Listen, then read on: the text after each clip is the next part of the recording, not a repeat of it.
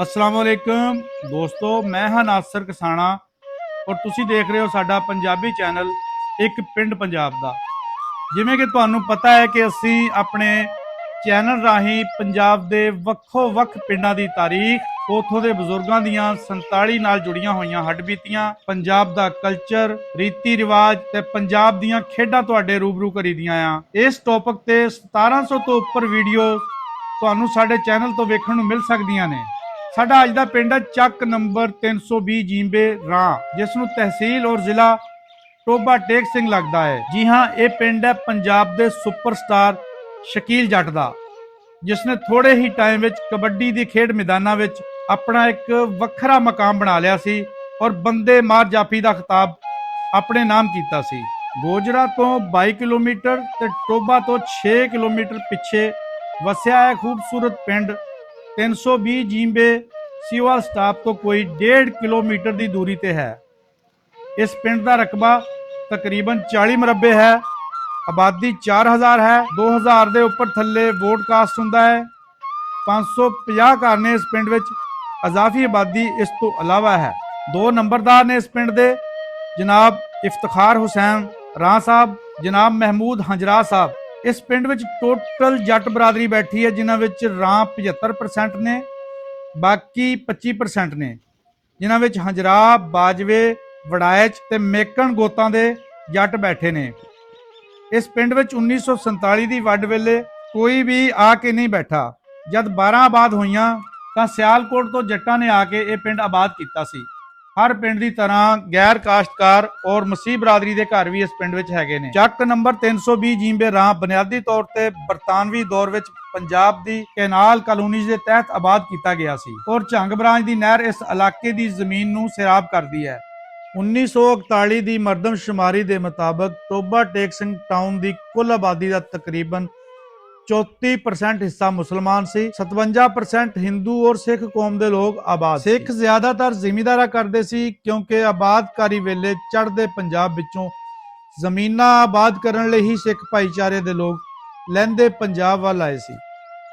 ਸਿਆਲਕੋਟੀ ਜੱਟਾਂ ਦੇ ਪਿੰਡ ਚੱਕ ਨੰਬਰ 320 ਜੀਂਬੇ ਰਾਹ ਵਿੱਚ ਕੁੜੀਆਂ ਦਾ ਸਕੂਲ 10ਵੀਂ ਜਮਾਤ ਤੱਕ ਹੈ ਅਤੇ ਮੁੰਡਿਆਂ ਦਾ ਸਕੂਲ 5ਵੀਂ ਜਮਾਤ ਤੱਕ ਹੈ। ਹਰ ਪਿੰਡ ਦੀ ਤਰ੍ਹਾਂ ਇਸ ਪਿੰਡ ਵਿੱਚ ਵੀ ਇੱਕ ਪ੍ਰਾਈਵੇਟ ਸਕੂਲ ਵੀ ਹੈ, ਜਿਸ ਨੂੰ ਆਜ਼ਮ ਰਾਹ ਸਾਹਿਬ ਚਲਾ ਰਹੇ ਨੇ। ਦੀਨੀ ਮਦਾਰਸ ਇਸਲਾਮ ਦੀ ਬਕਾ, ਈਮਾਨ ਦੀ ਹਿਫਾਜ਼ਤ ਔਰ ਅਖਲਾਕੀ ਤਰਬੀਅਤ ਦੇ ਸਭ ਤੋਂ ਮਜ਼ਬੂਤ ਕਿਲੇ ਹੁੰਦੇ ਆ। ਇਹ ਉਹ ਅਦਾਰੇ ਨੇ ਜਿਨ੍ਹਾਂ ਨੇ ਸਦੀਆਂ ਤੋਂ ਕੁਰਾਨ ਔਰ ਸੁਨਨਤ ਦੀ ਰੋਸ਼ਨੀ ਨੂੰ ਨਸਲ ਦਰ ਨਸਲ ਫੈਲਾਇਆ।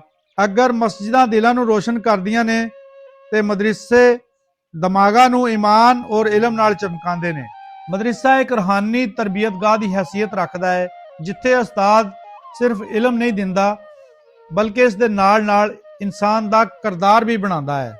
ਮਦਰਸੇ ਅਸਲ ਵਿੱਚ ਉਮਤ-ਏ ਮੁਸਲਮਾਨ ਦੀ ਰੂਹਾਨੀ ਜ਼ਿੰਦਗੀ ਦੀ ਜ਼ਮਾਨਤ ਹੁੰਦੇ ਆ। ਇਸ ਪਿੰਡ ਦੀ ਇੱਕ ਬਹੁਤ ਖਾਸ ਗੱਲ ਜੋ ਹਰ ਪਿੰਡ ਵਿੱਚ ਨਹੀਂ ਹੁੰਦੀ, ਉਹ ਇਹ ਹੈ ਕਿ ਸਿਆਸੀ ਮੁਖਾਲਫਤ, ਧੜੇਬੰਦੀ ਦੇ ਬਾਵਜੂਦ ਪਿੰਡ ਦੇ ਲੋਕ ਇੱਕ ਦੂਜੇ ਨਾਲ ਖੜੇ ਹੁੰਦੇ ਨੇ ਔਰ ਕਿਸੇ ਵੀ ਸਾਂਝੇ ਕੰਮ ਵਿੱਚ ਇੱਕ ਮੁੱਠ ਨੇ।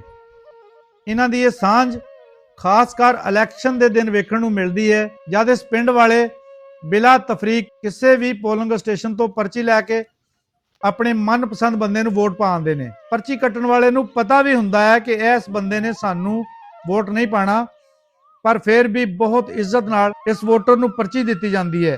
ਪੋਲਿੰਗ ਸਟੇਸ਼ਨਾਂ ਤੇ ਇੱਕ ਦੂਜੇ ਕੋਲ ਬੈਠ ਕੇ ਗੱਪਾਂ ਮਾਰੀਆਂ ਜਾਂਦੀਆਂ ਨੇ ਤੇ ਇੱਕੋ ਜਗ੍ਹਾ ਬੈਠ ਕੇ ਚਾਹ ਪੀਤੀ ਜਾਂਦੀ ਹੈ। ਮੁਹੱਬਤ, ਭਾਈਚਾਰੇ ਤੇ ਸਾਂਝ ਦਾ ਇਹ ਹੁਸਨ ਹਰ ਜਗ੍ਹਾ ਵੇਖਣ ਨੂੰ ਨਹੀਂ ਮਿਲਦਾ। ਇਸ ਪਿੰਡ ਵਿੱਚ ਬੀਟੀ ਇਲੈਕਸ਼ਨ ਕਦੀ ਨਹੀਂ ਹੋਇਆ, ਕਿਉਂਕਿ ਹਰ ਵਾਰੀ ਪਿੰਡ ਵਾਲੇ ਸਰਬਸਹਿਮਤੀ ਨਾਲ ਆਪਣਾ ਬੰਦਾ ਚੁਣ ਲੈਂਦੇ ਆ, ਜਿਸ ਤੇ ਅੱਜ ਤੱਕ ਕਿਸੇ ਨੇ ਕੋਈ ਇਤਰਾਜ਼ ਨਹੀਂ ਕੀਤਾ। ਪੀਡਾ ਦਾ ਚੇਅਰਮੈਨ ਵੀ ਸਰਬਸਹਿਮਤੀ ਨਾਲ ਹੀ ਬਣਾਇਆ ਜਾਂਦਾ ਹੈ। ਥਾਣੇ ਵਿੱਚ ਕੇਸ ਬਹੁਤ ਘਟ ਜਾਂਦੇ ਆ। ਪਿੰਡ ਦੇ ਲੋਕ ਪਿੰਡ ਵਿੱਚ ਹੀ ਰੋਲਾ ਮਕਾ ਦਿੰਦੇ ਨੇ। ਖੇਡਾਂ ਮੈਦਾਨਾਂ ਵਿੱਚੋਂ ਨਿਕਲ ਕੇ ਮੋਬਾਈਲਾਂ ਵਿੱਚ ਆ ਗਈਆਂ ਨੇ, ਪਰ ਇਸ ਪਿੰਡ ਦੇ ਗਰਾਊਂਡ ਅੱਜ ਵੀ ਆਬਾਦ ਨੇ। ਖੇਡਾਂ ਇਨਸਾਨ ਦੀ ਜ਼ਿੰਦਗੀ ਦਾ ਜ਼ਰੂਰੀ ਹਿੱਸਾ ਨੇ। ਜਿਵੇਂ ਖਾਣਾ ਪੀਣਾ ਤੇ ਸੌਣਾ ਇਨਸਾਨ ਦੇ ਜਿਸਮ ਦੀ ਜ਼ਰੂਰਤ ਹੈ, ਠੀਕ ਉਸੇ ਤਰ੍ਹਾਂ ਇਨਸਾਨ ਦੀ ਜਿਸਮਾਨੀ ਤੇ ਜ਼ਿਹਨੀ ਸਿਹਤ ਲਈ ਖੇਡਾਂ ਜ਼ਰੂਰੀ ਨੇ। ਖੇਡਾਂ ਨਾਲ ਖਿਲਾੜੀ ਦੇ ਅੰਦਰ ਹਾਰ ਨੂੰ ਬਰਦਾਸ਼ਤ ਕਰਨ ਦਾ ਹੌਸਲਾ ਤੇ ਜਿੱਤ ਨੂੰ ਸ਼ੁਕਰਗੁਜ਼ਾਰੀ ਨਾਲ ਮਨਾਉਣ ਦਾ ਤਰੀਕਾ ਆ ਜਾਂਦਾ ਹੈ। ਇਸ ਪਿੰਡ ਦੀ ਕਬੱਡੀ ਦੀ ਟੀਮ ਬਹੁਤ ਵਧੀਆ ਹੈ। ਜਿਸ ਨੇ ਵਿਲੇਜ ਸਿਸਟਮ ਦੇ ਵਿੱਚ ਹੋਣ ਵਾਲੇ ਮੈਚਸ ਵਿੱਚ 25 ਸਾਲ ਪੂਰੇ ਪੰਜਾਬ ਤੇ ਰਾਜ ਕੀਤਾ। ਹਰ ਘਰ ਵਿੱਚ ਇੱਕ ਖਿਡਾਰੀ ਹੈ। ਮਰਹੂਮ ਸ਼ਕੀਲ ਜੱਟ ਪਾਕਿਸਤਾਨ ਕਬੱਡੀ ਦਾ ਬੰਦੇ ਮਾਰ ਜਾਫੀ। ਇਹਨਾਂ ਦਾ ਤਾਲੁਕ ਵੀ ਚੱਕ ਨੰਬਰ 320 ਜੀਂਬੇ ਨਾਲ ਹੀ ਹੈ। ਰਹੀਮ ਯਾਰ ਖਾਨ ਵਿੱਚ ਹੋਣ ਵਾਲੇ ਨੈਸ਼ਨਲ ਲੈਵਲ ਦੇ ਮੈਚ ਵਿੱਚ 6 ਖਿਡਾਰੀ ਐਸੇ ਪਿੰਡ ਦੇ ਸੀ ਜਿਨ੍ਹਾਂ ਵਿੱਚ ਸ਼ਮਸਦੀਨ ਰਾਹ ਇੰਟਰਨੈਸ਼ਨਲ ਪਲੇਅਰ, ਆਮਰ ਸੱਪ ਮਸੀਹ, ਸ਼ਕੀਲ ਜੱਟ, ਸ਼ਮਾ, ਰਾਸ਼ਦ ਮਹਿਮੂਦ, ਵੱਡਾ ਮਾਨੀ ਤੇ ਅਵੈਸ ਜੱਟ ਹੰਜਰਾ ਸ਼ਾਮਲ ਸੀ। ਪੂਰੇ ਇਵੈਂਟ ਵਿੱਚ ਸ਼ਕੀਲ ਜੱਟ ਨੇ 26 ਜਾਫੇ ਲਾਏ ਔਰ ਇੱਕ ਨਵਾਂ ਰਿਕਾਰਡ ਕਾਇਮ ਕੀਤਾ। ਮਾਰੂਫ ਇੰਟਰਨੈਸ਼ਨਲ ਕਬੱਡੀ ਰੇਡਰ ਹੀਰਾ ਬੱਟ ਨੂੰ ਵੀ ਉੱਥੇ ਹੀ ਜਾਫਾ ਲੱਗਾ ਸੀ। ਰਤਨ ਲਾਲ ਨੂੰ ਏਸ਼ੀਆ ਕੱਪ ਵਿੱਚ ਸ਼ਕੀਲ ਜੱਟ ਨੇ ਰੋਕਿਆ ਸੀ। ਇਸ ਤੋਂ ਬਾਅਦ ਫਿਰ ਸ਼ਕੀਲ ਜੱਟ ਦੀ ਬਹੁਤ ਮਸ਼ਹੂਰੀ ਹੋ ਗਈ ਸੀ। 2 ਟੂਰ ਕੈਨੇਡਾ ਦੇ ਲੱਗੇ ਸੀ। ਸ਼ਕੀਲ ਜੱਟ ਛੋਟੇ ਬੱਚਿਆਂ ਤੇ ਬਜ਼ੁਰਗਾਂ ਦਾ ਬਹੁਤ ਇਹਤਰਾਮ ਕਰਨ ਵਾਲਾ ਇਨਸਾਨ ਸੀ। ਪਹਿਲੇ ਮਹੀਨੇ ਦੀ 15 ਤਾਰੀਖ ਸਨ 2022 ਨੂੰ ਰੋਡ ਐਕਸੀਡੈਂਟ ਵਿੱਚ ਇਸ ਸਟਾਰ ਖਿਡਾਰੀ ਦੀ ਮੌਤ ਹੋ ਗਈ ਸੀ, ਜਿਸ ਦਾ ਪੂਰੇ ਪੰਜਾਬ ਨੇ ਬਹੁਤ ਸੋਗ ਮਨਾਇਆ ਸੀ। ਅੱਜ ਵੀ ਸ਼ਕੀਲ ਜੱਟ ਦੇ ਨਾਲ ਦੇ ਖਿਡਾਰੀ ਤੇ ਉਹਨਾਂ ਦੇ ਉਸਤਾਦ ਚੌਧਰੀ ਜ਼ੁਲਫਕਾਰ ਜੱਟ ਸਾਹਿਬ ਇਸ ਨੂੰ ਨਹੀਂ ਭੁਲਾ ਸਕੇ। ਥੋੜੇ ਟਾਈਮ ਵਿੱਚ ਵੱਡਾ ਨਾਮ ਕਮਾਉਣ ਵਾਲਾ ਸ਼ਕੀਲ ਜੱਟ ਆਪਣੇ ਪਿੰਡ ਨੂੰ ਤਾਂ ਪੂਰੀ ਦੁਨੀਆ ਤੇ ਮਸ਼ਹੂਰ ਕਰ ਗਿਆ, ਪਰ ਆਪਣੇ ਅਧੂਰੇ ਸੁਪਨੇ ਲੈ ਕੇ ਇਸ ਦੁਨੀਆ ਨੂੰ ਛੱਡ ਗਿਆ। ਗਵਰਨਮੈਂਟ ਆਫ ਪੰਜਾਬ ਨੇ ਪਿੰਡ ਨੂੰ ਆਉਣ ਵਾਲਾ ਰੋਡ ਹੁਣ ਸ਼ਕੀਲ ਜੱਟ ਦੇ ਨਾਂ ਤੇ ਮਨਜ਼ੂਰ ਹੋ ਚੁੱਕਿਆ ਹੈ। ਕਬੱਡੀ ਤੋਂ ਇਲਾਵਾ ਵਾਲੀਬਾਲ ਤੇ ਕ੍ਰਿਕਟ ਦੀ ਟੀਮ ਵੀ ਇਸ ਪਿੰਡ ਲਈ ਬਹੁਤ ਵਾਰ ਇਨਾਮ ਜਿੱਤ ਚੁੱਕੀ ਹੈ। ਛੋਟਾ ਭਾਈ ਠੀਕ ਲਈ ਹੈ ਸ਼ਕੀਲ ਦਾ ਕਮਰਾ ਹੈ ਤੇ ਸ਼ਾਦੀ ਤੋਂ ਕੋਈ 10 ਦਿਨ ਪਹਿਲੇ ਫੋਰ ਤੋਂ 20-25 ਦਿਨ ਪਹਿਲਾਂ ਤਿਆਰ ਕੀਤਾ ਸ਼ਕੀਲ ਨੇ ਬੜੇ ਸ਼ੌਕ ਨਾਲ। ਏਸੀ ਉਸੀ ਲਵਾਇਆ, ਫਿਰਦਾ ਟੁਰਦਾ ਮੈਨੂੰ ਵਿਖਾਇਆ ਆਣ ਕੇ ਉਸਤਾਦ ਜੀ ਆ ਵੇਖੋ ਮੈਂ ਇੰਜ ਦਾ ਕਮਰਾ ਬਣਾਇਆ। ਬਸ ਯਾਦਾਂ ਰਹਿ ਜਾਂਦੀਆਂ ਬੰਦਿਆਂ ਦੀਆਂ। ਹਾਂਜੀ, ਆ ਪਿੱਛੇ ਜਿਹੜੇ ਇਨਾਮਾਤ ਸਾਰੇ ਸ਼ਕੀਲ ਦੇ ਹੀ ਆ। ਅਲਹਮਦੁਲਿਲਾ ਸ਼ਕੀਲ ਦੇ ਇੰਨੇ ਲੋਕੀ ਲੈ ਗਏ ਨੇ ਗਿਫਟ। ਅੱਛਾ ਜੀ। ਹਾਂਜੀ, ਇਹ ਤੇ ਕੁਝ ਵੀ ਨਾ ਹੋਏ। ਜਿਹੜਾ ਲੜਕਾ ਹੁੰਦਾ ਜਾਂ ਮੈਨੂੰ ਨਿੱਕਰ ਦੇ ਦਿਓ, ਮੈਨੂੰ ਸ਼ਰਟ ਦੇ ਦਿਓ, ਕੋਈ ਮੈਡਲ ਨੂੰ ਪੈ ਜਾਂਦਾ, ਕੀ ਆਖੀਏ ਕਿਸੇ ਨੂੰ। ਜਿਹੜੇ ਬੰਦੇ ਆਉਂਦੇ ਨੇ ਉਹਨਾਂ ਨੂੰ ਦੇਣੀ ਪੈਣੀਆਂ ਚੀਜ਼ਾਂ। ਹਾਂਜੀ, ਸ਼ਰਟਾਂ ਵਗੈਰਾ, ਨੀਕਰਾਂ। ਹਾਂਜੀ, ਨਿੱਕਰਾਂ ਦੇ ਵਿੱਚ ਹੀ ਨੇ ਸ਼ਕੀਲ ਨੇ। ਜ਼ਿਆਦਾਤਰ ਹੀ ਵਾਲਦੇ ਨੇ ਬੜੇ ਸਾਂਭ ਕੇ ਰੱਖੀਆਂ, ਲੇਕਿਨ ਫਿਰ ਵੀ ਆ ਜਾਂਦੇ ਨੇ ਬੰਦੇ। ਇਹ ਨਾ ਜਿਹੜਾ ਸ਼ਕੀਲ ਬਹੁਤ ਆਇਆ ਤਾਂ ਮੈਨੂੰ ਮਹੀਨੇ ਬਾਅਦ ਨਾ ਚਾਚੂ ਮੈਂ ਉਸਤਾਦ ਕਿਹਨੂੰ ਬਣਾਵਾਂਗਾ।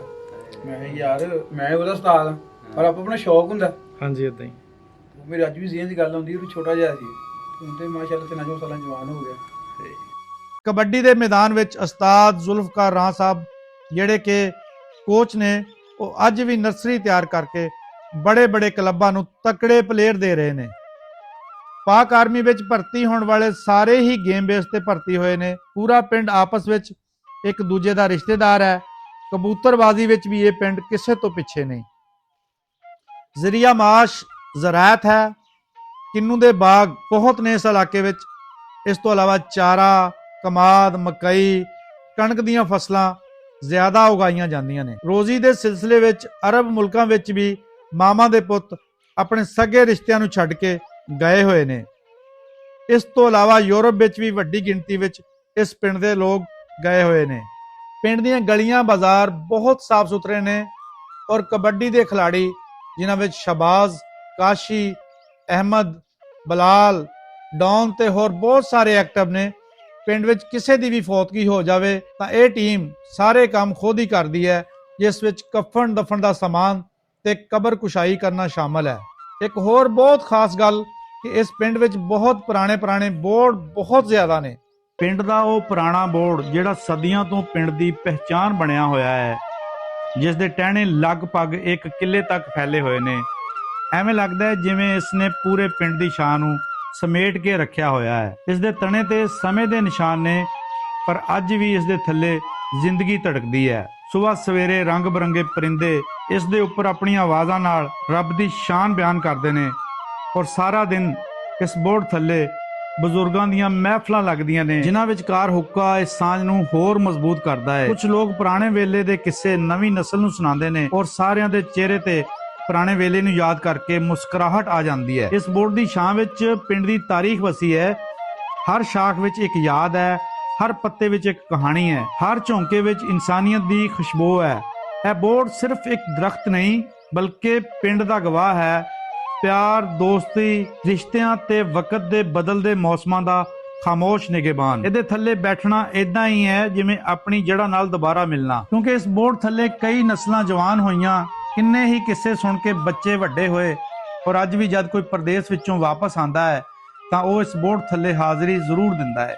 ਬੋਰਡ ਥੱਲੇ ਬੰਨੀਆਂ ਮੱਝਾਂ ਦੀਆਂ ਘੰਟੀਆਂ ਦੀ ਆਵਾਜ਼ ਵਿਚਕਾਰ ਬੋਰਡ ਥੱਲੇ ਬੈਠੇ ਚਾਚੇ ਤਾਏ ਸਿਆਸਤ, ਪੁਰਾਣੇ ਵੇਲਿਆਂ ਤੇ ਪਿੰਡ ਦੀ ਤਾਰੀਖ ਦੀਆਂ ਗੱਲਾਂ ਕਰਦੇ ਆ, ਤੇ ਕਦੀ ਕਦੀ ਹਾਸਿਆਂ ਦੀ ਬਰਸਾਤ ਹੁੰਦੀ ਹੈ ਤੇ ਕਦੀ ਕਿਸੇ ਗੱਲ ਤੇ ਸਾਰੇ ਚੁੱਪ ਹੋ ਜਾਂਦੇ ਨੇ। ਇਹੋ ਜਿਹੇ ਮਾਹੌਲ ਹਰ ਪਿੰਡ ਵਿੱਚ ਤਾਂ ਨਹੀਂ ਹੈਗੇ, ਪਰ ਅੱਜ ਵੀ ਬਹੁਤ ਜਗ੍ਹਾ ਤੇ ਅਜਿਹਾ ਪੁਰਾਣਾ ਪੰਜਾਬ ਆਪਣੀ ਝਲਕ ਸਾਂਭੀ ਬੈਠਾ ਹੈ। 9 ਗਜ਼ੀ ਕਬਰਾਂ ਵੀ ਇਸ ਪਿੰਡ ਦੇ ਕਬਰਸਤਾਨ ਔਰ ਦਰਬਾਰ ਅੰਦਰ ਤੁਹਾਨੂੰ ਵੇਖਣ ਨੂੰ ਮਿਲਣਗੀਆਂ। 9 ਗਜ਼ ਲੰਬੀ ਕਬਰ ਬਹੁਤ ਵੱਡੀ ਹੁੰਦੀ ਹੈ। ਆਮ ਤੌਰ ਤੇ 2.5 ਤੋਂ 3 ਗਜ਼ ਲੰਬੀ ਕਬਰ ਹੁੰਦੀ ਹੈ, ਪਰ ਕੁਝ ਮਕਾਮਾਤ ਤੇ 9 ਗਜ਼, 12 ਗਜ਼ ਜਾਂ 18 ਗਜ਼ ਲੰਬੀਆਂ ਕਬਰਾਂ ਮੌਜੂਦ ਨੇ। ਇਹ ਕਬਰਾਂ ਜ਼ਿਆਦਾਤਰ ਔਲੀਆ ਕਰਾਮ, ਸੂਫੀ ਬਜ਼ੁਰਗਾਂ ਜਾਂ ਪੁਰਾਣੇ ਵੇਲੇ ਦੇ ਮੁਜਾਹਿਦੀਨ ਨਾਲ ਮਨਸੂਬ ਕੀਤੀਆਂ ਜਾਂਦੀਆਂ ਨੇ, ਜਿੱਥੇ ਮਕਾਮੀ ਲੋਕ ਮੰਨਤਾਂ ਮੰਗਦੇ ਨੇ ਤੇ ਇਸ ਦੇ ਨਾਲ ਨਾਲ ਚੜਾਵੇ ਵੀ ਚੜਾਏ ਜਾਂਦੇ ਨੇ, ਸੁੱਖਾਂ ਸੁੱਖਦੇ ਨੇ ਤੇ ਜੁਮੇਰਾਤ ਨੂੰ ਕਬਰ ਤੇ ਦੀਵਾ ਜ਼ਰੂਰ ਬਾਲਦੇ ਨੇ। ਇਹ ਰਵਾਇਤ ਖਾਸ ਤੌਰ ਤੇ ਵਸਤੀ ਏਸ਼ੀਆ ਤੇ ਬਰਸਗੀਰ ਦੇ ਸੂਫੀ ਸਿਲਸਿਲੇ ਨਾਲ ਜੁੜੀ ਹੋਈ ਹੈ। ਜਦੋਂ ਸੂਫੀ ਬਜ਼ੁਰਗ ਇਲਾਕਿਆਂ ਵਿੱਚ ਦੀਨ ਦੀ ਤਬਲੀਗ ਲਈ ਨਿਕਲੇ ਤਾਂ ਉਹਨਾਂ ਦੇ ਪਰਦਾ ਕਰਨ ਤੋਂ ਬਾਅਦ, ਇਹਨਾਂ ਦੇ ਮਜ਼ਾਰ ਬਣਾਉਣ ਤੋਂ ਬਾਅਦ ਲੋਕ ਅਕੀਦਤ ਵਿੱਚ ਵੱਡੀ ਕਬਰ ਬਣਾਉਣ ਲੱਗ ਪਏ। ਕੁਝ ਤਾਰੀਖਦਾਨਾਂ ਦੇ ਮੁਤਾਬਕ ਇਹ ਲੰਬਾਈ ਅਲਾਮਤੀ ਹੈ, ਯਾਨੀ ਕਬਰ ਦੀ ਅਸਲ ਜਸਾਮਤ ਨਹੀਂ ਬਲਕਿ ਅਕੀਦਤ ਦੀ ਨਿਸ਼ਾਨੀ ਹੈ। 9 ਗਜ਼ ਲੰਬੀ ਕਬਰ ਅਕਸਰ ਵਲੀ ਦੀ ਰੂਹਾਨੀ ਵੁਸਅਤ, ਇਲਮ ਤੇ ਕਿਰਦਾਰ ਦੀ ਬੁਲੰਦੀ ਜਾਂ ਕਰਾਮਤ ਦੀ ਨਿਸ਼ਾਨੀ ਸਮਝੀ ਜਾਂਦੀ ਹੈ। ਲੋਕਾਂ ਦਾ ਅਕੀਦਾ ਹੈ ਕਿ ਵਲੀ ਦਾ ਜਿਸਮ ਚਾਹੇ ਛੋਟਾ ਹੋਵੇ ਪਰ ਉਹਦੀ ਰੂਹ ਦਾ ਫੈਜ਼ 9 ਗਜ਼ ਜ਼ਮੀਨ ਤੱਕ ਫੈਲਦਾ ਹੈ। ਪਾਕਿਸਤਾਨ ਵਿੱਚ ਇਸ ਪਿੰਡ ਤੋਂ ਇਲਾਵਾ ਕੰਦਕੋਟ ਸਿੰਧ, ਕਲਾਤ ਬਲੋਚਿਸਤਾਨ, ਸਿਆਲਕੋਟ, ਵਜ਼ੀਰਾਬਾਦ ਵਿੱਚ ਵੀ ਵੱਡੀਆਂ ਕਬਰਾਂ ਮੌਜੂਦ ਨੇ। ਇਸ ਤੋਂ ਇਲਾਵਾ ਇੰਡੀਆ ਵਿੱਚ ਮਲੇਰਕੋਟਲਾ, ਜਿਸ ਨੂੰ ਮਿਨੀ ਪਾਕਿਸਤਾਨ ਵੀ ਕਿਹਾ ਜਾਂਦਾ ਹੈ, ਉੱਥੇ ਵੀ 9 ਗਜ਼ੇ ਪੀਰ ਜਾਂ 9 ਗਜ਼ੇ ਫਕੀਰ ਨਾਲ ਮਨਸੂਬ ਕਬਰਾਂ ਹੈਗੀਆਂ ਨੇ। ਹਰ ਪਿੰਡ ਦੀ ਪਹਿਚਾਣ ਸਿਰਫ ਉੱਥੋਂ ਦੀ ਜ਼ਮੀਨ, ਖੇਤਾਂ ਜਾਂ ਮਕਾਨਾਂ ਨਾਲ ਨਹੀਂ ਹੁੰਦੀ, ਬਲਕਿ ਉੱਥੇ ਰਹਿਣ ਵਾਲੇ ਮੁਅੱਜ਼ਜ਼ੀਨ ਦੀ ਅਖਲਾਕੀ, ਸਮਾਜੀ ਔਰ ਇਸਲਾਹੀ ਖਿਦਮਾਤ ਦੀ ਵਜ੍ਹਾ ਨਾਲ ਹੁੰਦੀ ਹੈ। ਪਿੰਡ ਦੇ ਬਜ਼ੁਰਗ ਔਰ ਬਾਇਜ਼ਤ ਲੋਕ ਦਰਅਸਲ ਇਸ ਮਾਸ਼ਰਤੀ ਨਿਜ਼ਾਮ ਦੇ ਥੰਬ ਹੁੰਦੇ ਨੇ, ਜਿਹੜੇ ਪਿੰਡਾਂ ਦੀ ਜ਼ਿੰਦਗੀ ਨੂੰ ਮਨਜ਼ਮ ਤੇ ਪੁਰਅਮਨ ਬਣਾ ਕੇ ਰੱਖਦੇ ਨੇ ਔਰ ਪਿੰਡ ਦੀ ਬਿਹਤਰੀ ਲਈ ਹਮੇਸ਼ਾ ਅੱਗੇ ਵਧ ਕੇ ਕੰਮ ਕਰਦੇ ਨੇ। ਇਹੀ ਉਹ ਲੋਕ ਹੁੰਦੇ ਨੇ ਜਿਨ੍ਹਾਂ ਤੇ ਸਾਰੇ ਪਿੰਡ ਵਾਲੇ ਇਤਮਾਦ ਕਰਦੇ ਨੇ ਔਰ ਇਹਨਾਂ ਦੀ ਕਹੀ ਗਈ ਗੱਲ ਨੂੰ ਔਰ ਇਹਨਾਂ ਦੇ ਫੈਸਲਿਆਂ ਤੇ ਸਾਰੇ ਹੀ ਰਾਜ਼ੀ ਹੁੰਦੇ ਨੇ। ਇਹ ਉਹ ਲੋਕ ਹੁੰਦੇ ਨੇ ਜਿਹੜੇ ਪਿੰਡ ਦੀਆਂ ਸਾਰੀਆਂ ਬਰਾਦਰੀਆਂ ਵਿਚਕਾਰ ਮੁਹੱਬਤ ਵਾਲਾ ਰਿਸ਼ਤਾ ਬਣਾ ਕੇ ਰੱਖਦੇ ਨੇ। ਪਿੰਡ ਦੇ ਮੋਹਰੀ ਦਰਅਸਲ ਉਹ ਚਿਰਾਗ ਹੁੰਦੇ ਨੇ ਜਿਹੜੇ ਪਿੰਡ ਦੇ ਹਨੇਰੇ ਨੂੰ ਚਾਨਣ ਵਿੱਚ ਬਦਲ ਦਿੰਦੇ ਨੇ। ਅਗਰ ਇਹ ਲੋਕ ਆਪਣਾ ਕਿਰਦਾਰ ਇਮਾਨਦਾਰੀ ਨਾਲ ਔਰ ਇਨਸਾਫ ਨਾਲ ਅਦਾ ਕਰਨ ਤਾਂ ਪਿੰਡ ਵਿੱਚ ਅਮਨ, ਖੁਸ਼ਹਾਲੀ ਔਰ ਭਾਈਚਾਰਾ ਹਮੇਸ਼ਾ ਬਣਿਆ ਰਹਿੰਦਾ ਹੈ। ਇਸ ਪਿੰਡ ਦੇ ਬਜ਼ੁਰਗਾਂ, ਨੌਜਵਾਨਾਂ ਤੇ ਪਰਿਆ ਪੰਚਾਇਤ ਵਾਲੇ ਬੰਦਿਆਂ ਨੇ ਭਾਈਚਾਰੇ, ਪਿੰਡ ਦੀ ਖੂਬਸੂਰਤੀ ਔਰ ਇਨਸਾਫ ਦੀ ਰਵਾਇਤ ਨੂੰ ਕਾਇਮ ਰੱਖਿਆ ਹੈ। ਇਸ ਦੀ ਮਿਸਾਲ ਇਹ ਹੈ ਕਿ ਅੱਜ ਤੱਕ ਇਸ ਪਿੰਡ ਦੇ ਨੇੜੇ ਤੇੜੇ ਕੋਈ ਡਕੈਤੀ ਦੀ ਵਾਰਦਾਤ ਨਹੀਂ ਹੋਈ। ਚੌਧਰੀ ਅਲੀ ਅਕਬਰ ਨੰਬਰਦਾਰ ਰਾਂ, ਚੌਧਰੀ ਇਫਤਖਾਰ ਨੰਬਰਦਾਰ ਰਾਂ, ਚੌਧਰੀ ਅਸਗਰ ਅਲੀ ਠੇਕੇਦਾਰ, ਚੌਧਰੀ ਫਾਰੂਕ ਸਾਹਿਬ, ਚੌਧਰੀ ਸ਼ੌਕਤ ਰਾਂ ਜਿਹੜੇ ਕਿ ਵਾਸਾ ਦੇ ਹੈੱਡ ਵੀ ਰਹਿ ਚੁੱਕੇ ਨੇ, ਚੌਧਰੀ ਜ਼ੁਲਫਕਾਰ ਜੱਟ ਸਾਹਿਬ ਰਾਂ, ਕਬੱਡੀ ਦੇ ਨਾਮਵਰ ਕੋਚ ਚੌਧਰੀ ਨਵਾਜ਼ ਲਾਲ, ਸ਼ਬਾਜ਼ ਨੰਬਰਦਾਰ ਹੰਜਰਾ, ਚੌਧਰੀ ਫਲਕ ਸ਼ੇਰ ਚੌਹਾਨ, ਚੌਧਰੀ ਰਾਸ਼ਦ ਮਹਿਮੂਦ ਮੈਕਣ, ਚੌਧਰੀ ਅਬਦੁਲ ਗਫੂਰ ਮੈਕਣ, ਚੌਧਰੀ ਮਨੀਰ ਅਹਿਮਦ ਵੜਾਇਚ, ਚੌਧਰੀ ਤਾਰਕ ਵੜਾਇਚ ਸਾਹਿਬ, ਇਹਨਾਂ ਦਾ ਤਾਲੁਕ ਵੀ ਚੱਕ ਨੰਬਰ 320 ਜੀਂਬੇ ਨਾਲ ਹੀ ਹੈ। ਇਸ ਤੋਂ ਇਲਾਵਾ ਅਕਬਾਲ ਜੱਟ, ਜ਼ੀਸ਼ਾਨ ਜੱਟ, ਮੁਬਸ਼ਰ ਵਿਰਕ, ਸ਼ਕੀਲ ਜੱਟ ਦਾ ਭਾਣਜਾ, ਬਲਾਲ ਬਾਜਵਾ, ਸ਼ਮਸੁੱਦੀਨ, ਛੋਟਾ ਮਾਨੀ, ਸਾਕੀ, ਵੱਡਾ ਮਾਨੀ, ਸ਼ਾਨੀ, ਅਲੀ, ਮੁਹੰਮਦ ਅਵੈਸ ਕੈਪਟਨ, ਆਮਰ ਸੱਪ ਮਸੀਹ, ਰਮਜ਼ਾਨ ਬੈਸਟ ਅਲੀਟ ਪਾਕ ਆਰਮੀ ਖੇਡ ਮੈਦਾਨਾਂ ਦੇ ਸ਼ਹਿਜ਼ਾਦੇ ਨੇ। ਲਾਗੇ ਲਾਗੇ ਪਿੰਡਾਂ ਦੇ ਵਿੱਚ ਚੱਕ ਨੰਬਰ 321 ਜੀਂਬੇ ਸੀਓਵਾਲ, 319 ਜੀਂਬੇ, 380 ਜੀਂਬੇ ਟਾਲੀ, 324 ਜੀਂਬੇ ਪੈੜਾ, 323 ਜੀਂਬੇ ਤਰਾਂਡੀ, 376 ਜੀਂਬੇ ਬਸੀ, ਇਹ ਪਿੰਡ ਸ਼ਾਮਲ ਨੇ ਜੀ। ਚੱਕ ਨੰਬਰ 320 ਪਿੰਡ ਵਿੱਚ ਕਾਰਪੇਟ ਰੋਡ ਬਣੇ ਹੋਏ ਨੇ। 1964 ਵਿੱਚ ਇਸ ਪਿੰਡ ਵਿੱਚ ਬਿਜਲੀ ਆਈ ਸੀ।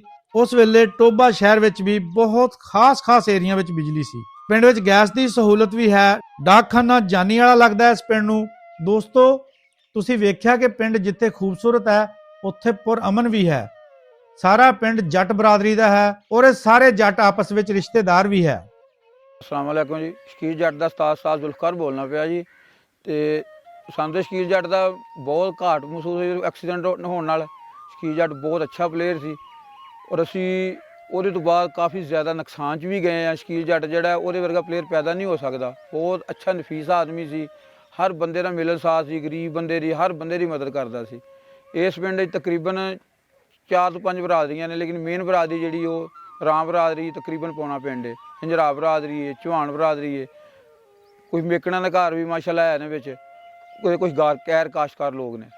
ਅਲਹਮਦੁਲਿਲਾ ਸਾਰਾ ਪਿੰਡ ਪੁਰਅਮਨ ਹੈ, ਕੋਈ ਇੱਥੇ ਐਸਾ ਮਸਲਾ ਨਹੀਂ ਆਇਆ। ਸਾਰਾ ਪਿੰਡ ਜਿਹੜਾ ਬੜੇ ਸਕੂਨ ਨਾਲ ਰਹਿੰਦਾ ਹੈ। ਪਿੰਡ 'ਚ ਕਦੀ ਕਬੱਡੀ ਦਾ ਕੋਈ ਦੂਸਰਾ ਪਲੇਅਰ ਨਹੀਂ ਪਿਆ, ਯਾਨੀ ਕੋਈ ਟੀਮ ਦੂਜੀ ਵੀ ਨਹੀਂ ਬਣੀ ਅੱਜ ਤੱਕ। 1998 'ਚ ਮੈਂ ਗੇਮ ਕਰਾਉਣੀ ਸ਼ੁਰੂ ਕੀਤੀ, ਅੱਜ ਤੱਕ ਕੋਈ ਐਸਾ ਮਸਲਾ ਸਾਡੇ ਨਾਲ ਪੈਦਾ ਨਹੀਂ ਹੋਇਆ ਕਿ ਸਾਨੂੰ ਟੀਮਾਂ 2 ਬਣਾਉਣੀਆਂ ਪੈਣ, ਜਾਂ ਕੋਈ ਕ੍ਰਿਕਟ ਦੀ ਜਾਂ ਕੋਈ ਫੁੱਟਬਾਲ ਦੀ, ਹਾਕੀ ਦੀ। ਕੋਈ ਐਸਾ ਵੀ ਲੜਕਾ ਨਹੀਂ ਜਿਹੜਾ ਸਾਡੇ 2 ਨੰਬਰੀ ਕਰੇ। ਸਾਰੇ ਬਿਲਕੁਲ ਪੁਰਅਮਨ ਪਿੰਡ ਹੈ। ਇਸ ਪਿੰਡ ਦੇ ਵਿੱਚ ਲੋਕੀ ਅੱਗੇ ਵੀ ਗੁਜ਼ਰਦੇ ਨੇ, ਟਾਹਲੀ ਵਾਲੇ ਜਾਂਦੇ ਨੇ, ਬੱਸੀ ਵਾਲੇ ਜਾਂਦੇ ਨੇ। ਅਲਹਮਦੁਲਿਲਾ ਅੱਜ ਤੱਕ ਇਸ ਪਿੰਡ 'ਚ ਕੋਈ ਡਕੈਤੀ ਨਹੀਂ ਹੋਈ, ਕੋਈ ਐਸਾ ਮਸਲਾ ਨਹੀਂ ਪਰੇਸ਼ਾਨੀ ਅਗਲੇ ਪਿੰਡਾਂ ਨੂੰ ਬਣ ਦਿੱਤੀ। ਜੇ ਕਿਸੇ ਨੂੰ ਬਣੀ ਤਾਂ ਅਸੀਂ ਉਹਦੇ ਨਾਲ ਤੁਰੇ ਹਾਂ। ਅਲਹਮਦੁਲਿਲਾ ਸ਼ੁਕਰ, ਸਾਰਾ ਪਿੰਡ ਜੱਟਾਂ ਦਾ, ਸਕੂਨ ਨਾਲ ਰਹਿੰਦੇ ਹਾਂ। ਕੋਈ ਲੜਾਈ ਝਗੜਾ ਐਡਾ ਨਹੀਂ ਹੈ। ਅਗਰ ਹੋਵੇ ਪਿੰਡ 'ਚ ਮਸਲਾ ਕੋਈ ਤਾਂ ਪਿੰਡ ਦੇ ਵਿੱਚ ਹੀ ਅਸੀਂ ਇਹਨੂੰ ਹੱਲ ਕਰ ਲੈਂਦੇ ਹਾਂ। ਸਾਨੂੰ ਬਾਹਰ ਜਾਣ ਦੀ ਲੋੜ ਨਹੀਂ ਪੈਂਦੀ। ਸਾਡੇ ਭਰਾ ਨੇ ਲੰਬੜਦਾਰ ਇਫਤਖਾਰ ਸਾਹਿਬ ਨੇ, ਚੌਰੀ ਅਲੀ ਅਕਬਰ ਹੈ, ਹੋਰ ਵੀ ਸਾਡੇ ਫਰੂਕ ਹੈ, ਜਿਹੜੇ ਲੜਕੇ ਵੀ ਐਨ ਰਲ ਮਿਲ ਕੇ ਅਸੀਂ ਇੱਥੇ ਪਿੰਡ ਹੀ ਕਰ ਲੈਂਦੇ ਹਾਂ। ਲੰਬੜਦਾਰ ਸ਼ਬਾਜ਼, ਜਿਹੜੇ ਵੀ ਲੋਕ ਇੱਥੇ ਆਉਂਦੇ ਅਸੀਂ ਬੜੇ ਸਕੂਨ ਨਾਲ ਰਹਿੰਦੇ ਹਾਂ। ਔਰ ਹਰ ਬੰਦੇ ਦੇ ਕੰਮ ਆਉਂਦੇ, ਔਰ ਪੂਰਾ ਪਿੰਡ ਆਪੋ ਹੀ ਰਿਸ਼ਤੇਦਾਰ ਹੈ।